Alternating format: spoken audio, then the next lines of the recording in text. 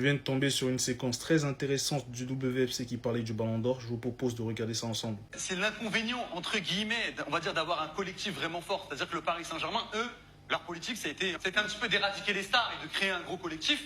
L'inconvénient, c'est ça. C'est-à-dire que tu n'as pas véritablement un joueur qui ressort. Alors que de l'autre côté, du côté du Barça, Rafinha pourrait être finalement dans le débat, entre guillemets. Mais aujourd'hui, du côté du Barça, on a véritablement identifié qu'il y a une star, un joueur qui ressort beaucoup, qui est Lamine Yamal, et ça joue en sa faveur. Si la plupart des gens, par exemple, mettent Yamal deuxième ou premier, et que derrière le premier par rapport au Paris Saint-Germain, ça change entre Hakimi, Dembélé, et qu'Hakimi, des fois, il se retrouve troisième. Là, ça veut profiter à Yamal. Bah oui, bien sûr. Ça peut jouer clairement en la faveur de Lamine Yamal.